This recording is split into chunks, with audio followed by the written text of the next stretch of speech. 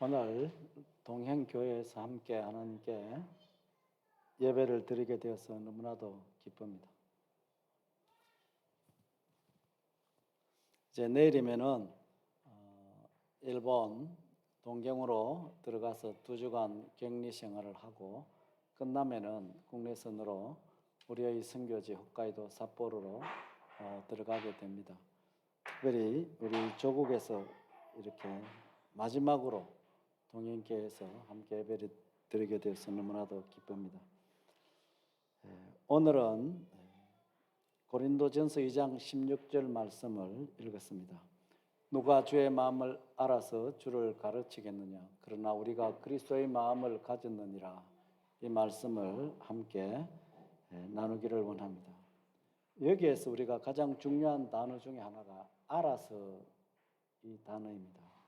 누가 주의 마음을 알아서, 이 알아서라는 말은 지식적으로 아는 것이 아니라 경험적으로, 체험적으로 깨달아서 자기가 완전히 자기 것으로 소화하고 있는 이런 뜻으로 알아서 이렇게 기록되어 있습니다.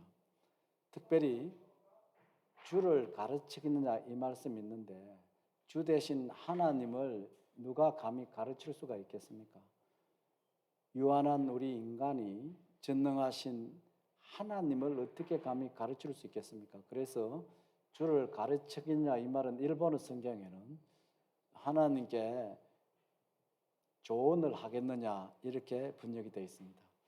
우리 인간이 감히 하나님께 하나님 그렇게 하면 안 됩니다. 이렇게 해주세요. 그렇게 하면 틀렸습니다. 이것이 맞습니다. 이렇게 하나님께 우리가 감히 이야기를 할 수 있겠습니까? 이런 문제에 대해서 이사야서 40장 13절과 14절에 보면은 누가 여호와의 영을 지도하였으며 그의 모사가 지혜자가 되어 그를 가르쳤느냐? 그가 누구와 더불어 의논하였으며 누가 그를 교훈하였으며 그에게 정의의 길로 가르쳤으며 지식을 가르쳤으며 통달의 도를 보여주었느냐? 이 말씀은 어떤 인간이라도 하나님을 지도할 수 없고 하나님의 지혜자가 될 수 없다는 것을 가르쳐주고 있습니다. 뿐만 아니라 로마서 1장 34절에도 누가 주의 마음을 알았느냐? 누가 그의 모사 지혜자가 되었느냐? 인간이 아무리 똑똑하고 훌륭해도 하나님의 모사, 하나님을 지도하는, 하나님께 조언하는 일은 있을 수가 없다는 일입니다. 그런데 사도 바울은 성령의 영감을 받아서 주의 마음을 알아서 주를 가르치겠느냐? 이 주를 가르친다는 이 뜻은 우리의 삶으로 하나님을 증언하는 것을 가르치고 있습니다. 우리의 삶으로서 하나님을 증언하는 것. 교회가 세워진 가장 기본적인 목적은 하나님이 어떤 분인가? 주 대신 우리 주 예수 그리스도가 어떤 분인가? 그분이 무엇을 원하고 있는가? 그것을 우리의 모든 삶을 통해서 다른 사람들에게 증언하여서 그들이 하나님을 바르게 알고 예배하고 섬길 수 있도록 하는 이것이 바로 교회가 존재하는 가장 중요한 목적입니다. 그런데 사도 바울은 성령의 영감을 받아서 그렇게 할 수 있는 자격을 가지기 위해서는 2가지를 잘해야 된다고 가르치고 있는데 하나는 주의 마음을 알아야 된다는 것과 주의 마음을 가져야 된다는 것을 가르치고 있습니다. 특별히 여기에 주의 마음을 알아서 우리 신개역 성경은 주의 마음을 알아서 이렇게 번역이 되어 있습니다만 어떤 성경에는 주의 영을 알아서 특별히 70인역에는 로아스 야훼 이렇게 해가지고 누가 주의 영을 알아서 저는 이 번역이 참 좋다고 생각됩니다. 그래서 누가 주의 영은 성령을 말합니다. 보혜사 성령님을 말합니다. 누가 보혜사 성령님을 경험적으로 체험적으로 깨달아서 확실하게 알게 되어서 하나님을 가르쳐 줄 수가 있겠는가? 이렇게 이해하면 됩니다. 우리가 하나님을 우리의 삶으로서 다른 사람들에게 잘 증언하여 가르치기 위해서는 우리가 먼저 주의 영을 알아야 됩니다. 성령을 경험해야 됩니다. 그리고 성령을 체험해야 됩니다. 그래서 성령께서 나와 함께 하신다는 것을 깨달아야 됩니다. 이것이 바로 신앙생활의 클라이막스이고 스릴입니다. 눈에 보이지 않는 하나님이 성령님께서 오늘도 나와 함께 하시며 나의 인생을 이끌고 계신다는 이것이 영적 눈이 열려서 깨닫게 되면은 신앙생활의 그 방향에서 완전히 졸업을 하게 됩니다. 그래서 우리가 신앙생활을 바르게 하기 위해서 주 대신 하나님을 남들에게 우리의 삶으로 잘 증언하기 위해서 먼저 성령을 경험해야 되고 성령의 인도를 경험해야 되고 눈에 보이지 않는 성령님께서 오늘도 나와 함께하고 있다는 이 사실을 경험을 해야 됩니다. 그렇게 되면은 억지가 아니라 자연적으로 우리의 삶을 통해서 하나님이 나타나게 되고 하나님의 복음이 증거되게 될 것입니다. 그러면 우리가 어떻게 하면은 성령님을 깊이 알고 깨닫고 그 인도를 경험할 수 있습니까? 저는 쉽게 설명하고 싶은데 두 가지만 잘하면 됩니다. 한 가지는 성령의 영감으로 기록된 하나님의 말씀을 우리가 잘 읽는 겁니다. 계속 읽는 겁니다. 규칙적으로 읽는 겁니다. 계속 읽으면 우리의 영이 맑아지고 우리의 생각이 맑아지고 우리의 머리가 맑아지도록 성령께서 역사를 하십니다. 그리고 깨달은 대로 하나님 말씀에 내가 순종을 하면은 그 순종하는 자들에게 성령께서 역사하셔가지고 그들을 이름을 위하여 이끌어갑니다. 이것이 바로 신앙생활의 스릴입니다. 또 다른 하나는 우리가 성령을 더 깊이 알고 더 깊이 체험하기 위해서는 기도해야 됩니다. 성령은 인격자이시기 때문에 우리가 구하지도 않는데 자기 마음대로 우리 속에 거하면서 우리 인생을 막 이렇게 끌어가고 저렇게 끌어가고 하지 않습니다. 성령은 인격자이기 때문에 구하는 자에게 역사하시는 하나님의 영이기 때문에 우리가 늘 기도해야 됩니다. 아침에 일어나면은 주님 오늘도 나의 생각이 나의 판단이 성령님보다 앞서지 않게 하여 주세요. 오늘도 내 힘으로는 정말로 한계가 있습니다. 성령님께서 나를 도와주세요. 나를 이끌어 주세요. 오늘 나에게 이런 문제가 있습니다. 나의 모든 문제를 나보다도 더 구체적으로 알고 계시는 성령님께서 내가 이 일을 잘 해결해 나갈 수 있도록 은혜를 쏟아달라고 끊임없이 어떤 경우에는 몇 시간이라도 기도하는 이런 삶을 계속 살게 되면은 눈에 보이지 않는 성령이 나와 함께하고 있다는 이 사실을 깊이 깨닫게 됩니다.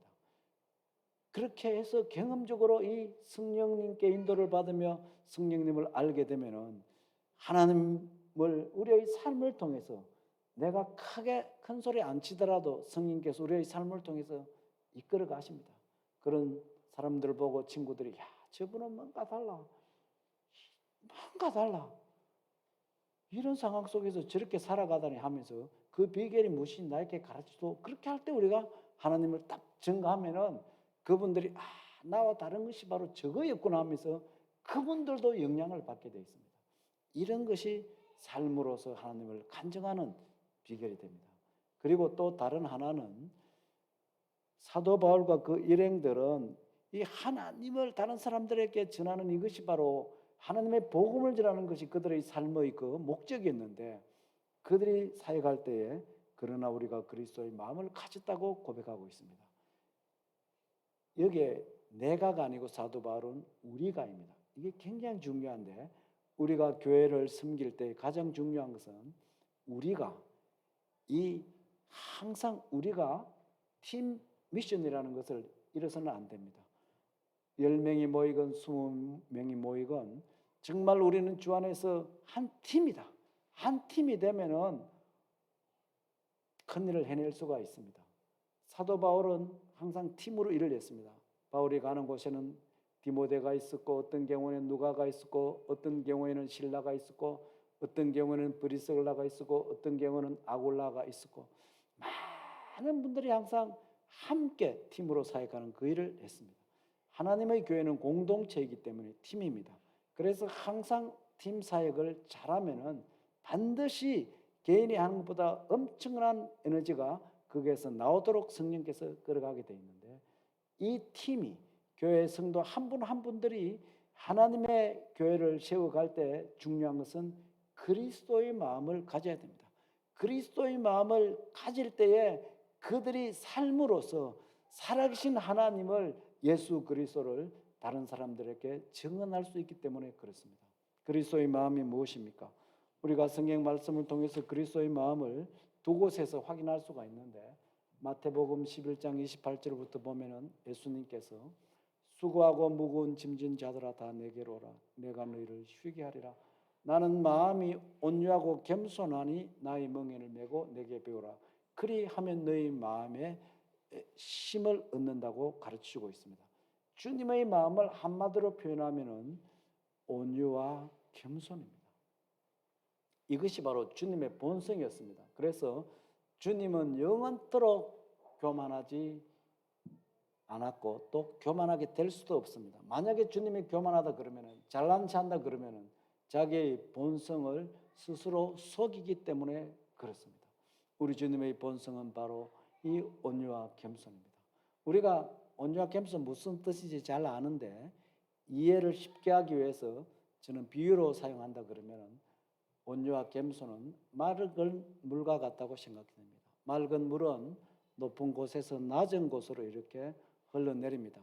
흘러내리면서 메마른 풀도 이렇게 살리고 흐득거리는 물고기들도 살립니다. 그리고 흘러내려가다가 방해물이 있으면은 이렇게 저렇게 피해가면서 끝까지 밑으로 내려가 가지고 제일 낮은 곳에 가서 이렇게 머물고 되어 있습니다. 이것이 바로 온유와 겸손의 특징입니다. 우리 주님께서는 정말로 이것이 본성이었기 때문에 계속 내려가는 것이 전혀 부담이 되지 않았습니다. 오히려 내려가면서 사람들을 살리고 세우고 군하는 일이 너무나도 행복했습니다. 많은 분들이 이 원리를 잘 몰라요. 이 겸손의 능력, 내려가는 이 위대한 힘을 잘 모르고 있습니다. 계속해서 올라가려고 하다가 경쟁하고 시기하고 질투하고 이렇게 해가지고 자기도 실망하고 다른 사람들에게 상처를 주고받는 사람들이 이 세상에 얼마나 많은지 모릅니다.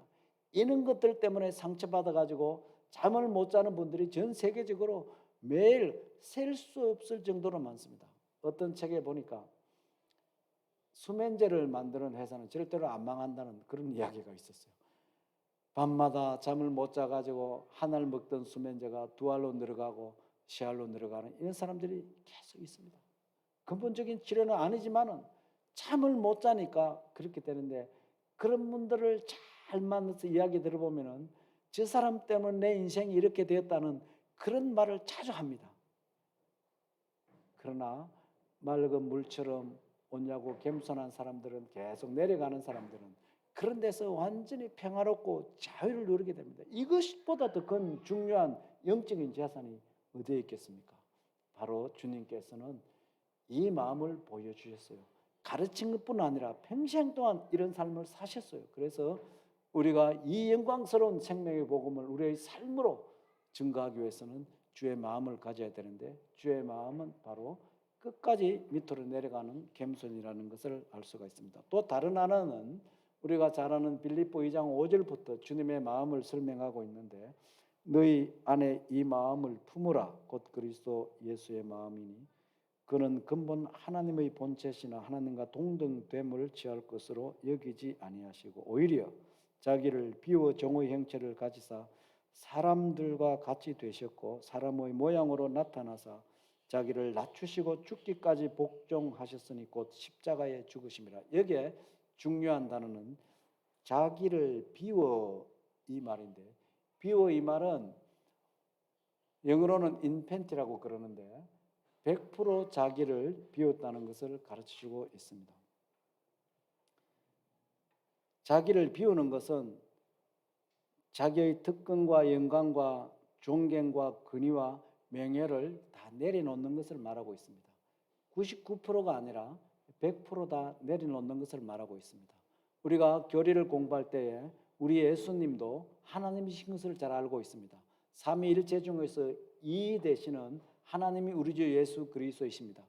그렇지만은 예수님께서 하나님의 뜻에 순종하여 죄인들을 구원하기 위해서 이 땅에 인간의 모습을 입고 오실 때에 주님께서 이미 비웠다고 했습니다. 결단했다고 했습니다. 하나님으로서 받아야 될 영광과 특권과 명예와 존경, 권위, 이 모든 것들을 다 내려놓았다는 말입니다. 100% 내려놓았다는 말입니다. 바로 이것이 어떤 면에서 진정한 겸손이기도 합니다.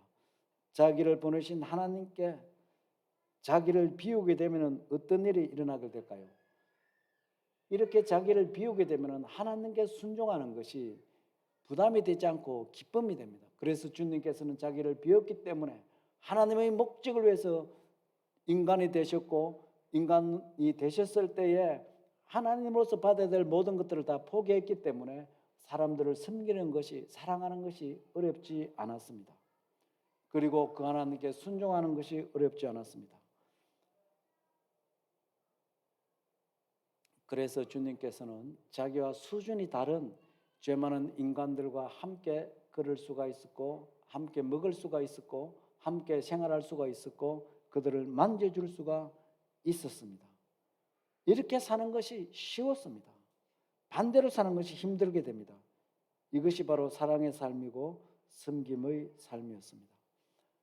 이것이 바로 주님께서 이 땅에서 보여주신 주님의 마음이었습니다.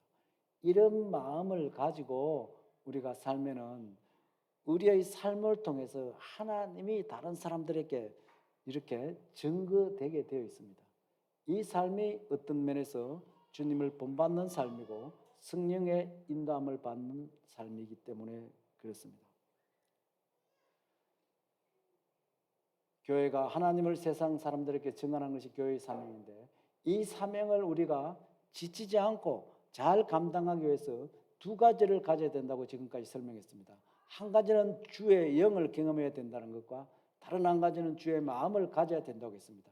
이 두 가지를 우리가 가지고 하나님을 증언하게 될 때에 우리 한 사람 한 사람께 교회에 주시는 하나님의 축복이 네 가지가 있는데, 그 중에 한 가지가 미션을 우리에게 주십니다. 이 미션은 선교라는 뜻도 있습니다만 다른 뜻은 사명이라는 뜻이 있습니다. 사명.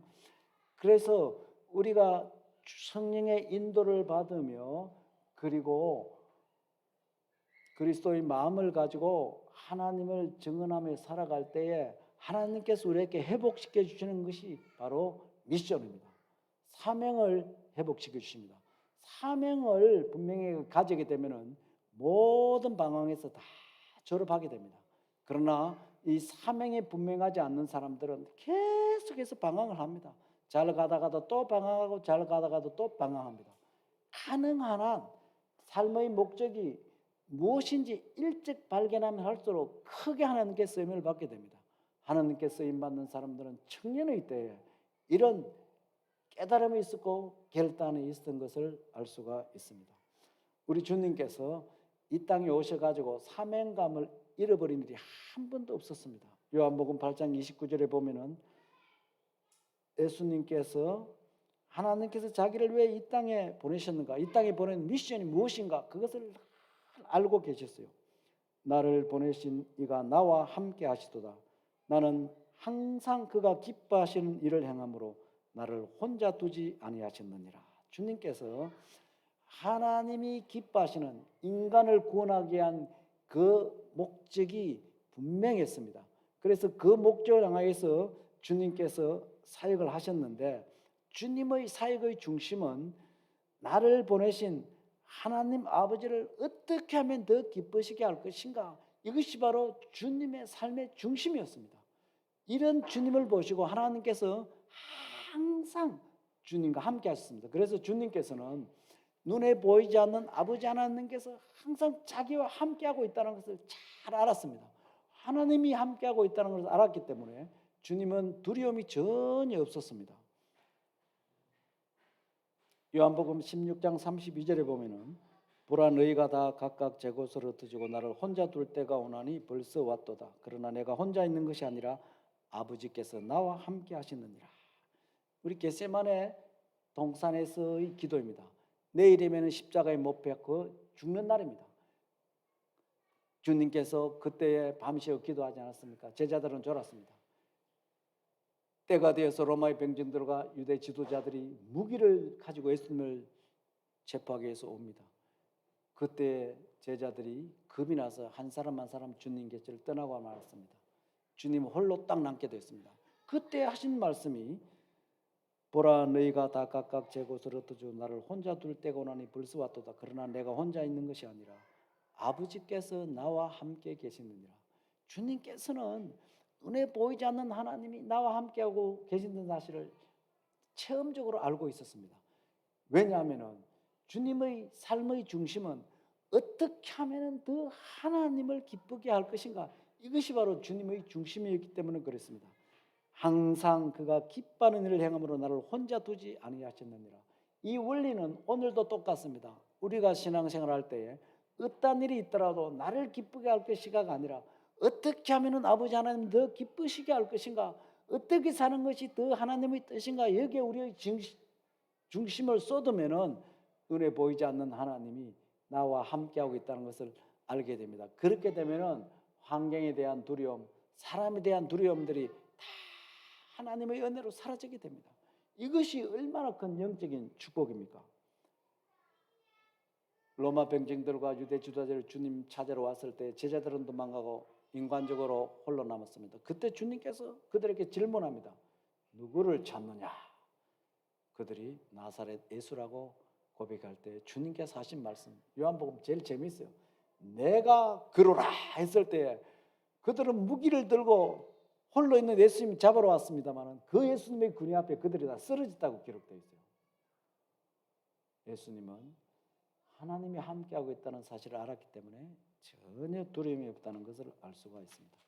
두 번째로 우리가 성령의 인도를 받으며 그리스도의 마음을 가지고 주 대신 하나님을 이렇게 증언하며 살아갈 때 우리에게 주어지는 축복 중에 하나가 패션 회복됩니다. 패션은 열정이라는 뜻인데 이 뜨거움, 불타는 가슴, 불타는 마음, 이것을 주님께서 회복을 시켜주십니다. 이것은 우리 성도들의 보이지 않는 큰 재산입니다. 예배할 때에도, 찬송할 때에도, 기도할 때에도, 복음을 전할 때에도 이 불타는 뜨거움이 우리에게 일어나면은 해도 지치지 않습니다. 해도 더 하고 싶습니다. 기쁩니다. 그러나 억지로 하면은 1시간도 하기가 힘들게 됩니다. 10분도 어렵게 됩니다. 참 끓어오르는 이 열정 얼마나 중요합니까? 구약 성경에 보면 여호와의 열심히 이를 이루었느니라 그 말씀이 많이 나오는데 열심도 다른 말로 열정이라는 말인데 하나님께서는 자기 계획을 수행해 나가시는데 항상 이 열정이 있었습니다. 이 열정을 누가 감히 막을 수가 있겠습니까? 누가 반대하더라도 사탄이 반대하더라도 이 하나님의 열정을 누가 감히 끊을 수가 있겠습니까? 우리 주님께서는 이 땅에 계실 때에 정말로 열정이 있었습니다. 새벽부터 오전, 오후, 저녁까지 남들을 가르치고 그리고 복음을 전하고 어려운 사람들을 고쳐주는 이 일에 온 힘을 쏟았습니다. 쏟아도 주님께서 지치지 않았습니다.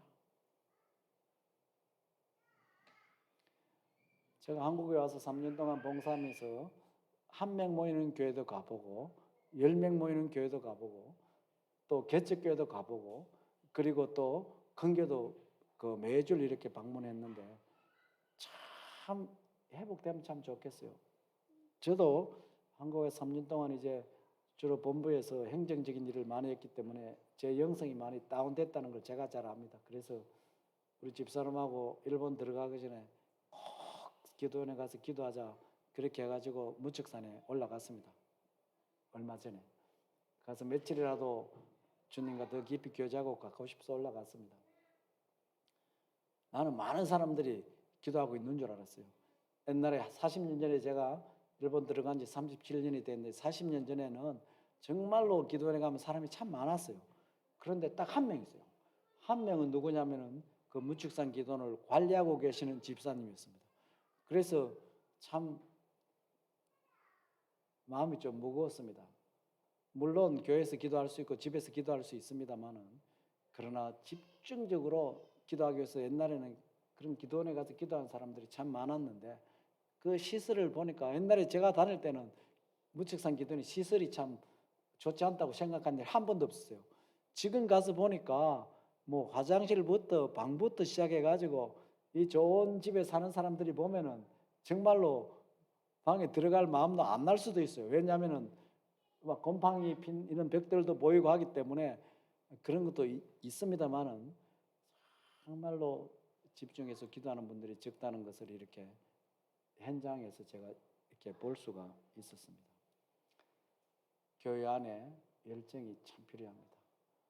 열정이 회복되면은 팀이 함께 열정이 회복되면은 그 에너지가 얼마나 큰지 모릅니다. 우리 박영수 목사님 참 개척 결단 잘하셨습니다. 저는 친구들이나 사역자들 보면은 목사님으로 오래 있는 것도 중요하지만은 죽을 고생을 하더라도 개척을 하는 것이 중요하다. 개척하면은 기도하게 되고 영성이 살아나게 되고 사람 한 사람 한 사람이 얼마나 귀한지 모릅니다. 저도 삿포로에 가서 7개, 동경에서 3개, 10개 교회를 전부 개척만 있습니다. 그래서 개척하는 분들만 보면은 뭐든지 막 격려해주고 싶은데 정말로 제로부터 이렇게 개척을 해옵니다. 그래서 한 분이 오면은 막 그 한 분 때문에 막 힘이 얼마나 나는지 모릅니다. 이런 영적 설일은 많이 모이는 교회 목사님들은 뭐 한 사람 빠져도 별로 관심 없어요. 그러나 개척을 할 때는 막 그 한 사람이 자기 가족보다도 더 중요하게 보이는 거예요. 이 주님의 마음으로 보게 되는 이런 것들은, 이런 영성은 개척해보지 않으면 절대로 경험을 못한다고 생각 때문에 그렇게 했습니다. 우리가 동경에서 8년 6개월 사역을 끝내고 동경에 있는 교회 3개를 다 이제 이양을 하고 일본 교단에서 북교도 삿포로 가서 개척을 해주세요 부탁을 받아가지고 이제 올라갔습니다. 그때 우리 맹한이가 1살이었습니다. 1살, 4살, 6살, 8살 4명의 자녀와 우리 부부가 친구도 한 명도 없고 아는 사람도 한 명도 없고 교인도 한 명도 없는 그 삿포로에 올라가서 단독주택 하나 준비해가지고 그 교회 단독주택 입구에 신사프로 성석에 간판 하나 걸고 개척을 시작했습니다. 첫 예배를 드리는데 진짜로 리빙에서 모이기 때문에 앞에 제가 조그마한 단을 하나 만들어 가지고 뒤에서 가 있고 나무 의자 몇 개 구입해 가지고 1살, 4살, 6살, 6살 내 자녀가 딱 앉아 있고 그 뒤에는 집사람이 앉아 있고 동경에서 우리 장인 장모님 제일 교포들인데 정말로 삿포로 가서 개척하는 것이 얼마나 두려웠겠습니까? 그래서 이사할 때 같이 따라와 가지고 뒤에 앉아 계셨는데 동경에 있을 때는 어른들이 약 80명 모이고 어린이들이 굉장히 많았어요. 주일 되면은 막 정말로 스릴이 있었는데 갑자기 우리 가족들만 주일 예배를 드리는데 이는 가정 예배가 아니고 주일 첫 예배입니다. 그래도 목회자가 예배를 인도해야 되는데 평생 동안 기억하는데 그때 마태복음 16장 18절을 읽었습니다. 이 반석 위에 내 교회를 세우리니 음부의 권세가 이기지 못한다는 그 말씀을 읽고 왜 아빠와 엄마가 삿포로에 왔는가? 너희들이 삿포로에 왔는가? 이것을 어린이들이 알아듣는 말로 설명하는 것이 첫 설교였습니다. 그런데 예배 시작 때부터 막 눈물이 나가지고 제가 말을 이어갈 수가 없었어요. 억울해서 나는 눈물도 아닌데 어디서 그런 많은 눈물이 있었는지 모르겠어요. 앞에 보면 아빠가 울고 있고 뒤로 돌아보면 엄마가 울고 있고 아이들 4명이 앞을 보고 뒤를 들어보는데 분위기가 이상하니까 그 앉아있기 어렵잖아요, 애들이. 그런데도 울지도 않고 가만히 앉아있는 거예요. 분위기가 그렇게 됐어요. 그래도 선한 목자 되신 우리 주 하나님께서 이곳까지 인도했다는 찬송을 한 곡 부른 다음에 이제 설교를 하는데 아빠와 엄마가 너희들이 삿포로 온 목적은 한 가지, 그것은 교회를 세우기 위해서 왔다는 것. 교회의 주인은 바로 죽은 자 가운데서 부활하신 예수님이라는 것. 예수님이 전 세계에서 가장 세다는 것. 사탄도 어느 누구도 예수님을 이길 수 없다는 것. 친구들이 없고 그 교인들이 없더라도 너희들 절대로 실망해서는 안 된다. 이 교회의 주인은 하나님이기 때문에 반드시 친구도 줄 것이고 사람도 줄 것이다.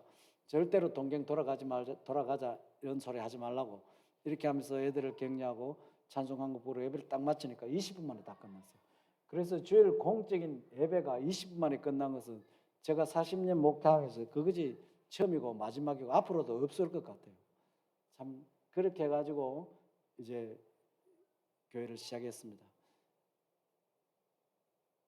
일본에서는 이사를 하면은 이웃 사람들에게 인사를 하는데 타올을 사가지고 가서 전달하면서 이 집에 이사 왔습니다. 잘 부탁합니다. 인사하는데 우리도 타올을 많이 준비해가지고 첫 개척이 집집마다 찾아갑니다.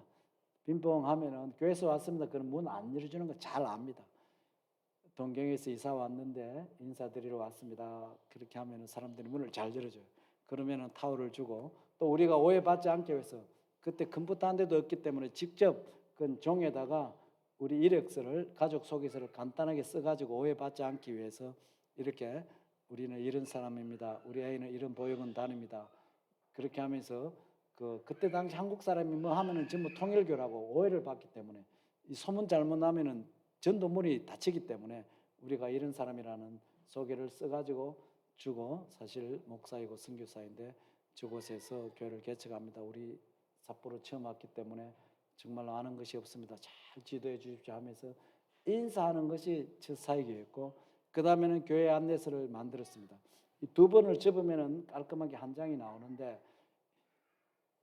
우리 아츠베츠 삿포로에는 인구가 약 200만이 살고 있고 10개 구가 있는데 우리가 개척한 지역은 제일 동쪽 아츠베츠 구인데 아츠베츠 구 안에 5만 세대 인구가 12만 명이 살고 있습니다. 그래서 집집마다 교회가 세워졌다는 것을 알리기 위해서 5만 장의 교회 안내서를 만들었어요. 그래서 두 번을 접는데 누가 접어줘야 될 거 아닙니까?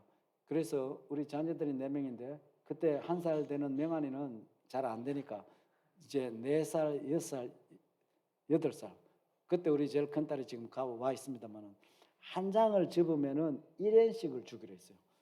깨끗하게 접어요. 두 번을. 그러면은 100장을 접으면은 100엔을 주면은 100엔을 주면은 맛있는 아이스크림을 한 개씩 사 먹을 수 있어요.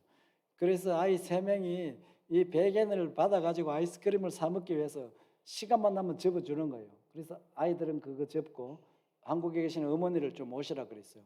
어머님은 이제 기도하게 합니다. 우리가 접은 그걸 가지고 가방에 가득 넣어가지고 아침 먹고 출발하고 또 점심 먹고 나면 또 출발하면 우리 어머니는 우리가 나갈 때 한 장 한 장 사용해 달라고 그 강단 밑에서 기도하고 애들은 시간 나면은 접어주고 이래가지고 가족 7명이 총동원돼가지고 그것을 전달하는 사역을 했습니다. 이제 그것을 보고 한 사람씩 연락이 오면은 또 만나고 케어하고 해가지고 교회가 한 사람 한 사람 이렇게 늘어가게 되는데 일본에서는 보통 1년 동안 열심히 전도하면 한 10명 정도가 교인들이 늘어가게 됩니다. 그렇게 해가지고 28년 동안 이렇게 교회가 성장해 오게 되었습니다. 그래서 28년 되니까 우리 교인들이 약 280명이 되었습니다. 그런데 일본에는 교회가 워낙 적기 때문에 우리가 큰 교회 하지 않습니다. 100 몇십 명 되면은 그 교회가 없는 지역에 조그마한 예배당을 마련하고 사역자를 준비시키고 한 달 동안 교인들이 기도하게 합니다. 이 지역에 이 교회를 개척하는데 이 사역자와 함께 왼팔 오른팔이 돼서 교회 개척에 헌신할 분들은 한 달 동안 기도하고 자원해서 신청하러 그럽니다. 그러면은 신청하신 분들을 그대로 우리가 파송 예배를 드려가지고 그곳으로 다 보냅니다. 그렇게 해가 분리 개척 교회가 6교회가 되었습니다. 그래서 다 모이면 280이 되죠. 1년이나 2년에 한 번씩 큰 행사가 있을 때에 연합으로 큰 홀을 빌려가지고 한 번씩 예배를 드립니다만은 각자 교회에서 모든 것을 재정이라든지 다 각자 분리해가지고 사역을 하게 하는데 그러나 목적은 항상 똑같습니다. 이렇게 사역해 오고 있습니다. 우리가 복음을 전할 때에 이 패션이 중요합니다. 정말로 저는 감사한 것이 한 달 동안 기도하고 이 사역자와 이곳에 가서 개척을 하겠습니다. 헌신하는 것이 쉽지 않습니다. 큰 교회에 있으면은 뭐 성가대도 봉사고 교제도 활발하고 좋지만은 이제 젊은 사역자가 팀이 돼서 내가 나가서 충성하겠습니다. 이게 쉽지 않습니다. 일본 사람들도. 그런데도 보통 하면은 20명 전우가 꼭 헌신해가지고 이렇게 보냅니다. 저는 그때 이야기했습니다. 누구든지 당신은 안 돼 그런 말을 절대로 하지 않습니다. 신청하는 사람 100% 그대로 보냅니다 하는데 어떤 때는 찬송 지도 잘하는 분이 가게 되면은 어떤 분은 저분이 가면 누가 찬송 지도합니까? 걱정은 하는데 하나님이 하십니다 하면서 그대로 당신은 안 된다는 말 한 일이 한 번도 없습니다. 그렇게 해가지고 이렇게 보내서 그들이 한 팀이 되어가지고 나가서 하니까 20, 30명 가면 처음부터 자립교회로 바로 시작하기 때문에 행복했습니다. 우리 동행교회도 보니까 잠실 중앙교회에서 참 우리 젊은이들이 이렇게 목사님과 한 팀이 되어가지고 와서 동행교회를 개척하고 있는 것으로 제가 이해를 하고 있습니다. 정말로 개척할 때 수고도 많이 있습니다만은 정말로 보람된 일입니다. 하나님이 기뻐하시는 영적인 일에, 이런 일에는 우리의 인생도 우리의 시간도 우리의 관심도 쏟을 가치가 있는 이런 일이 아니겠습니까? 이 팀이 정말로 계속해서 열정이 회복되어 가지고 주님이 기뻐하시는 일에 쓰임받게 될 날이 분명히 올 줄 믿습니다. 세 번째로 우리가 주님 정감이 살아갈 때 주시는 축복이 더 패션입니다. 패션 앞에 정관사 더가 들어가면은 갑자기 뜻이 열정이라는 뜻이 고난으로 바뀌게 됩니다. 그래서 더 패션 하면은 주님의 십자가의 고난을 전문용어로 더 패션 그렇게 표현하고 있습니다. 굉장히 중요한데 우리가 정말로 성령의 인도함을 받으며 주님의 마음을 가지고 우리의 삶으로 하나님을 가르치고 증거할 때 반드시 고난이 있다는 것을 기억해야 됩니다. 이게 굉장히 중요합니다. 신앙생활 하는데 주님 믿으면 좋은 일만 생긴다고 착각하면 안 됩니다. 주님께서도 누구든지 나를 따르려거든 자기를 부인하고 자기 십자가를 지고 나를 쫓으라고 했는데 이게 십자가라는 말은 고난을 각오해야 된다는 말입니다. 주님을 증거할 때에 주님의 교회를 섬길 때에 반드시 필수적으로 있는 것이 고난입니다. 하나님께 쓰임받는 모든 사람들이 이 고난의 길을 통과했습니다. 이 고난이 올 때에 고난을 기뻐하는 것이 아니라 고난 이후에 오실 하나님의 영광을 바라보면서 인내할 때가 바로 이 고난입니다. 그래서 고난을 한번 경험하고 나면은 우리의 영적이 눌려가지고 우리의 신앙이 더 단단하게 되는 축복을 주님께서 주시기 때문에 그렇습니다. 고난이 올 때에도 이건 당연한 것이 있다는 걸 생각하고 고난 때문에 우리가 당황하거나 포기하거나 이런 일이 있으면 안 되겠죠. 마지막으로 우리가 주님의 마음을 가지고 성령의 이끌림을 받으며 주님을 삶으로 간증할 때에 하나님께 우리에게 주시는 마음 중에 하나가 컴패션입니다. 컴패션은 긍휼이라는 말인데 콤이라는 말은 위드이고 패션이라는 말은 고난이라는 말입니다. 아픔이라는 말도 있습니다. 그래서 다른 사람들과 함께 아픔을 나누는 이 마음이 긍휼인데 하나님께서 이런 마음을 우리에게 주십니다. 우리가 긍휼의 마음을 가지게 되면은 사람들을 보는 눈이 바뀌게 됩니다. 저분을 그대로 두면은 저분이 어떻게 될까? 염려가 돼가지고 둘 수가 없습니다. 그래서 물질도 나누고 시간도 나누고 관심도 나누고 손이 가고 발이 가고 우리의 그 중심들이 이렇게 가게 됩니다. 이렇게 되면서 인간관계가 맺어지고 이렇게 인간관계가 맺어질 때 하나님께서 선교의 문을 하나씩 하나씩 열어줍니다.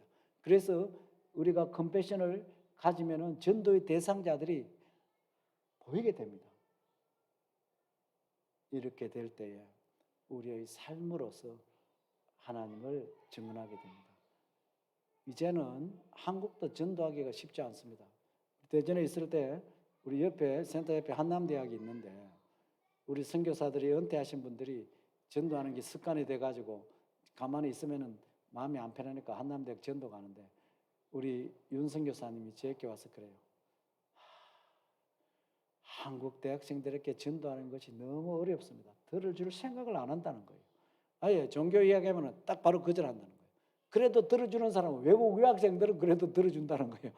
그 정도로 한국 대학가 전도가 어렵다고 신이 그분은 매일 하루에 10사람 이상 어떻게 하든지 복음을 전하지 않고 살지 않는 그런 영성이 있는 분인데도 한국 대학가 가면은 젊은 애들은 잘 들어줄 줄 알고 갔는데 아예 상대를 안 해주니까 힘든다는 거예요.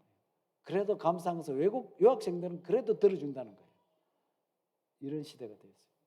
나라마다 갈수록 참 우리가 입으로 전하는 복음에 대해서는 별로 이제 관심이 없어집니다.